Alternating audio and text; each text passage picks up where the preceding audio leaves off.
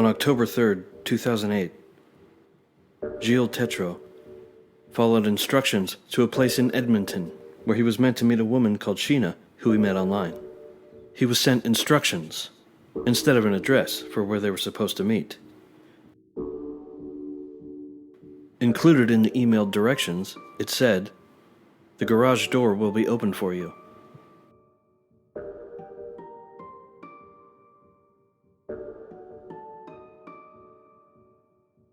He'd found it. He parked his car and ducked under the partially open garage door. And as soon as he did, someone grabbed him. Tetreault came face to face with a man wearing a hockey mask. The man in the hockey mask hit Tetreault with a stun baton. Then he pulled out a gun, told him to get on the ground, and put duct tape on his eyes. That's when Tetreault's fight-or-flight instincts kicked in. He thought to himself, if I'm going to die, I'd rather go my way than his way. He stood up, ripped the tape off of his eyes, and grabbed for his attacker's gun. When he did, he realized the attacker's gun was plastic. That's when he decided to make a run for it. There was a struggle, but finally Tetreault was able to get away. He ran out of the garage, back to his car, and sped away. He was embarrassed, but did not fully understand the incident, so he did not report it to the police. 1 week later, Johnny Altinger told his friends he was going to meet a woman he met online. For 3 days, Johnny's friends hadn't heard from him. They began to get concerned. Then, strangely, they all received an email from Johnny. It read, "Hey there. I've met an extraordinary woman named Jen, who has offered to take me on a nice long tropical vacation. We'll be staying in her winter home in Costa Rica. Phone number to follow soon. I won't be back in town until December 10th, but I will be checking my email periodically. See you around the holidays. Johnny." His friends knew this was not normal behavior for Johnny. They found it very suspicious and reported him missing to the police. When they spoke to the police, his friends gave them the directions from his date that he forwarded to them. The police took the directions that led to a small secluded garage. It turned out that garage was rented by an aspiring filmmaker. Mark Twitchell rented the garage to use as a film set. At the garage, police found a disturbing scene. The windows were covered with plastic sheets, and a table with blood splatter. Twitchell told the police that he'd been filming a movie called House of Cards, and the storyline centered around men who were killed when they went to meet a woman at a garage. Police found Twitchell's story suspicious. Police asked why there was blood on the table. He said it was from an execution scene in the movie. The more police looked around, the more suspicious they got. They felt that things didn't quite add up, but there was nothing obvious. They were still just working on a missing person case, and the only clue was the garage Mark Twitchell was renting. Police decided to question him, and he volunteered to meet with them. In the interview room, the detective nonchalantly asked, "So, now you've been told that we're looking for a missing man. Mm-hmm. Okay. Have you been told his name? No. Okay. The name is John Okay. Altinger. Altinger. Okay. Does that name ring a bell to you or mean anything to you? No. Never heard it before? No. Mark Twitchell, at this point, was not a suspect, and spoke about his filmmaking. The detective wanted to know more about the film he was making in the garage. Like, what sort of a film is It's it? a suspense thriller, actually. It's a short film. The total runtime is only going to be about 8 or 9 minutes. Okay. So, They found it curious that a missing person was given directions to his garage at the same time he was making a movie about luring men to a garage and killing them.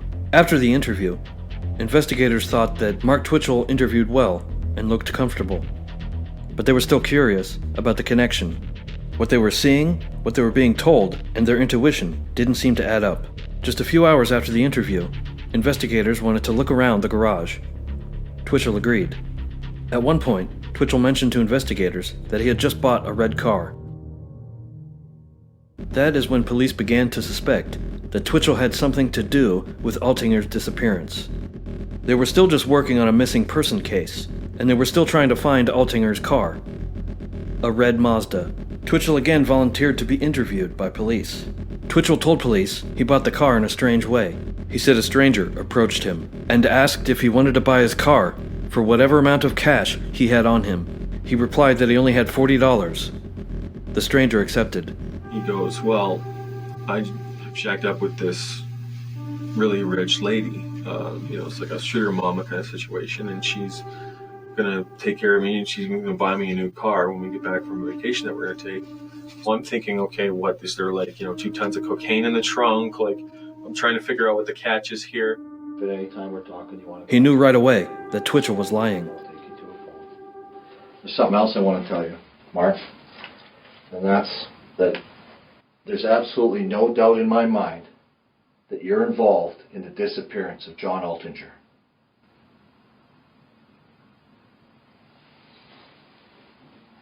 No doubt in my mind at all, Mark. Why? But for the investigators, this was just a feeling, an intuition. There was no hard evidence of an attack or an abduction, just the investigators' gut feeling. Twitchell was their only suspect, so they started digging into his life. They wanted to speak with anyone involved in the film Twitchell said he was making. In Twitchell's movie, a comedian called Chris Hayward played the role of a man who goes to meet a woman and ends up getting killed by a man in a hockey mask. Hayward told police the prop weapons they were supposed to use were not props. They were real. The sword was a real sword. They were also supposed to be dummies, or models used for close-up shots of gruesome violence, typical of a horror movie. But there were no dummies. Hayward told them he felt unsure and uneasy the whole time, but everyone was very nice, and they all had a good time. Another actor on the film said Twitchell was great to work with, but very particular about what to do during the stabbing scene. He wanted him to grit his teeth like he was enjoying it. The investigators asked Hayward how much blood splatter was on the walls when he filmed. He answered, there was no blood splatter on the walls. Then, as investigators were searching Twitchell's things, they discovered a deleted file on his computer. It was called SK Confessions. Investigators quickly came to believe SK meant serial killer. One line read, quote, I'm not sure when I decided to become a serial killer, but it was a feeling of pure euphoria. The document then details a killing in which a man is lured to a garage and killed. Detectives couldn't believe it. Forensic teams processed Twitchell's car and his rented garage. They went through all of his belongings.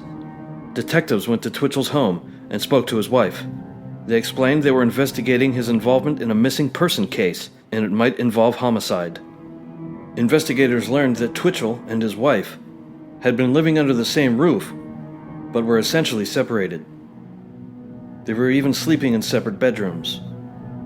Investigators learned that Twitchell was having an affair and lied about having a job. They also learned that he was getting his friends to invest in his movies, but he was really just using that money to live. As investigators poured through the details of Twitchell's life, they saw a Facebook post that read, Mark Twitchell has way too much in common with Dexter Morgan, the fictional character from books and the TV series Dexter, in which the lead character is a serial killer. Investigators realized Twitchell spoke and posted frequently online about how much he liked the show Dexter. At one point, he even changed his Facebook name and profile picture to Dexter. A woman from Cleveland, Ohio, who was a huge fan of the show, saw a post from Twitchell talking about the show, and friend requested him. He sent her a message saying that he was making a film called House of Cards. Twitchell's new Facebook friend was an aspiring writer and thought this was an opportunity to make professional connections. They quickly began to message back and forth frequently. Their messages were often about serial killers and the psychology of a serial murderer. At one point, the woman made an offhanded comment that she was mad at her ex-husband's new wife, and hypothetically wished she was killed. Twitchell responded, "To get away with it, you'd have to do what Dexter does. Cut her up into little pieces, put her in trash bags, and throw the bags in a lake." Then, she received a chilling message from Twitchell. It said, over the weekend, he'd done something. He crossed a line, and he liked it. For her, alarm bells went off. She immediately thought he killed someone. Soon after, Twitchell emailed her that, quote, "There was an enormous missing person, possible homicide investigation going on around the location I've been renting for film work." End quote. As it turned out, investigators were quickly mounting a case against him. They had bloodstains in the garage, the deleted document, SK Confessions, and remarkably, Johnny Altinger's car. Then, forensic teams discovered blood in the trunk of Twitchell's car. Soon it came back as a DNA match for Altinger. On the morning of Halloween, Twitchell was at his parents' house. He'd received an email from a businessman who wanted to invest in his movies. He wanted to meet him at a coffee shop and go over the details. Little did Twitchell know, it was actually the police. They had a tactical team waiting to scoop him up just a few blocks from his parents' house. As he went to the coffee shop, police surrounded him and took him into custody. Investigators recall that Twitchell was terrified. They felt it was a taste of his own medicine. Now, for a third time, Twitchell was being interviewed by police. Twitchell, who'd previously been talkative, was now silent. You're involved in this. What happened? I have no idea what the hell is going on. I mean, you haven't told us the truth. We have a fellow who's missing. We know he's been to your garage when you gave your version of events to Detective Tabler last night. Your version of events was different than what you told me today. And this is not going to go away, Mark. And you know that. You're not a dumb guy. You know very well that you don't buy a car that's worth over $10,000 from someone for $40. It's just lie after lie after lie. You shake your head, but you know what I'm saying is true. I mean, I'm not talking anymore. This is ridiculous. Well, what is your explanation? You haven't answered any of the questions. If you didn't do anything wrong, why wouldn't you answer those questions? Do you know why, Mark? Both of you and I know the answer. Because you're involved. Yeah, you're involved over your head in this. Is anything that you're saying genuine, or is this some sort of tactic? You got to get away from the acting part, Mark, and listen to what I'm saying. You have told me nothing but lies. An innocent man does not come in here and tell lies. Am I being charged? Not yet. Am I free to go? Yep. Then I will. Okay. As soon as we're done interviewing everybody else, you will, we'll be coming back to charge you. It's just a matter of time. All right? Do you have any questions about any of that? Do you want to clear anything up now so I don't have to keep coming after you?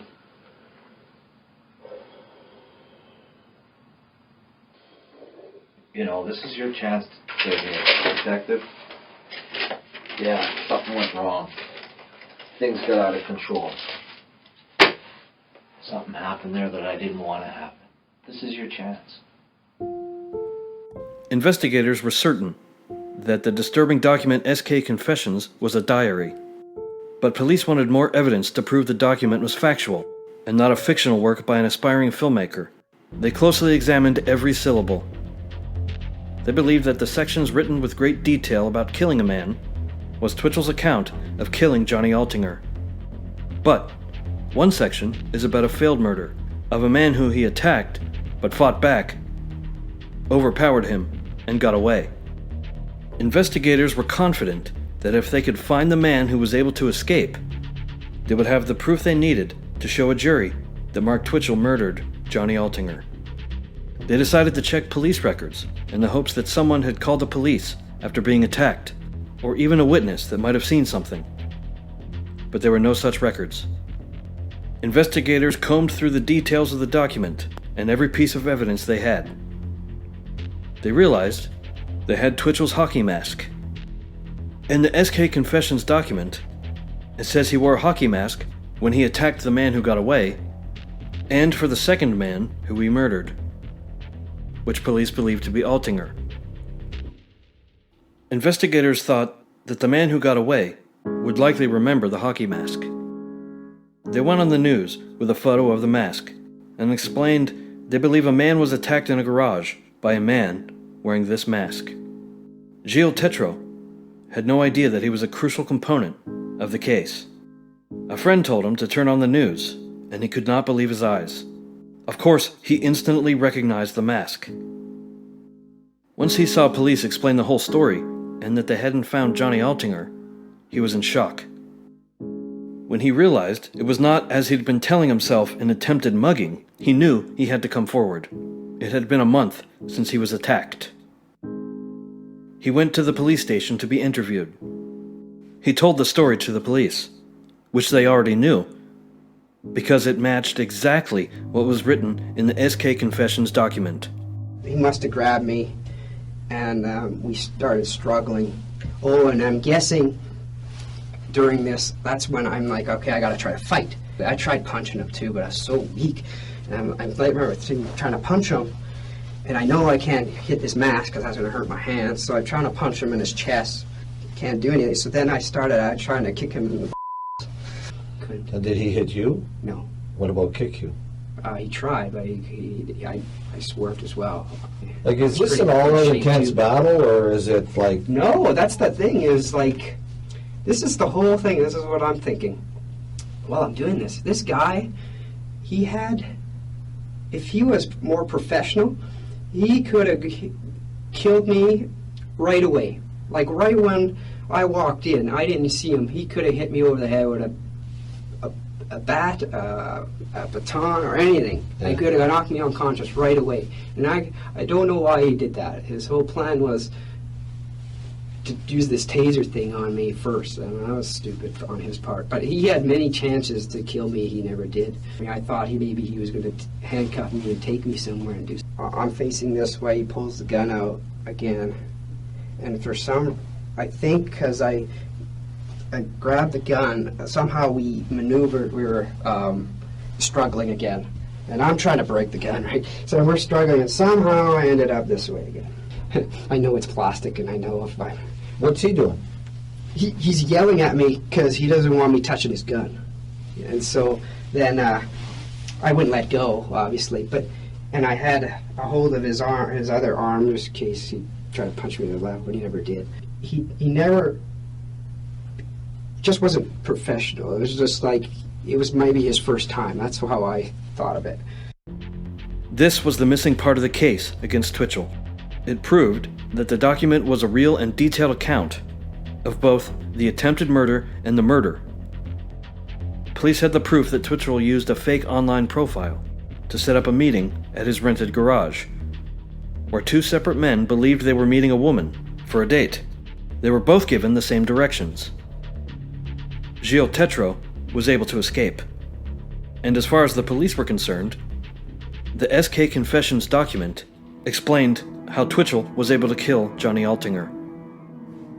In the document, it explained that Twitchell realized the stun baton didn't work, so on his second attempt, he tried a different tactic. They believe when Johnny Altinger came into the dark garage, Twitchell hit him as hard as he could in the head with a pipe. Horrifically, according to the document, Altinger yelled for help and begged the masked man to stop. Then, Twitchell stabbed him. After that, he dismembered him on the table in the garage. The forensic team had done luminol tests in the garage, which showed a large volume of blood had been there. Another significant piece of evidence was a piece of tooth, which proved to be a DNA match for Johnny Altinger.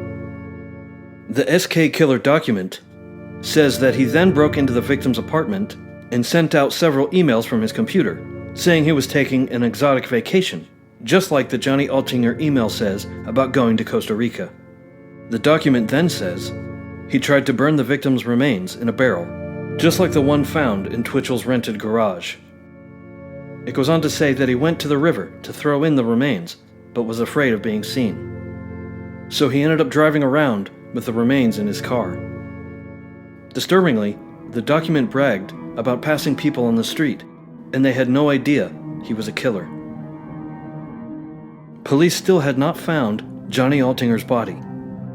The SK Killer document says that he found a manhole cover, and that's just what he was looking for. But that's where the document stops. In the meantime, Twitchell was not talking to the police, and he did not volunteer any information. Investigators knew that a common trait with serial killers is the desire for attention from the media. So they decided to take Twitchell back to his rented garage, or as the SK document called it, his kill room. They put him in the back seat of a car, and a detective in the front passenger seat got a video camera and began recording Twitchell. They started driving around town. The detective spoke to him the whole time. They badgered him non-stop about, quote, finding the body and finishing the movie. You know you're done. Our investigation is impeccable. Our evidence is flawless. The only piece of the puzzle that's missing is returning Johnny Altinger to his family. The decent thing to do. They drove to his parents' house and demanded answers. Twitchell only looked away. So they drove back to his rented garage. They took him out of the car and walked him inside the garage, constantly pestering him to tell the truth. Still, Twitchell said nothing.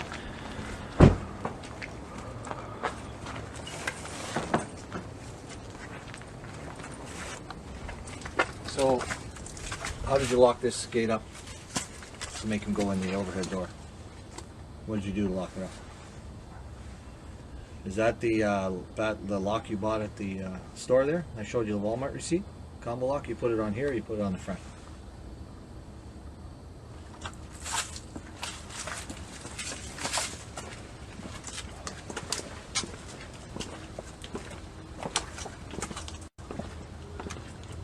It has locked up.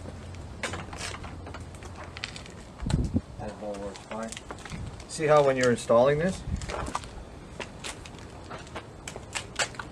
See that? Take a look at those windows right there. See how easy it is for the neighbors to see who's doing it? See that? See that there?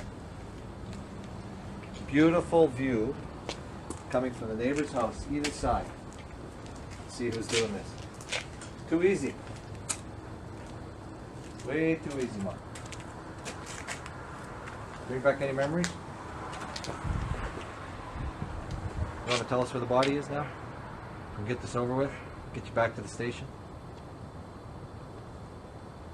For a year and a half, Twitchell was in prison. And investigators still were unable to find Johnny Altinger's remains. Then, one day, Mark Twitchell gave the police directions to Johnny Altinger's remains.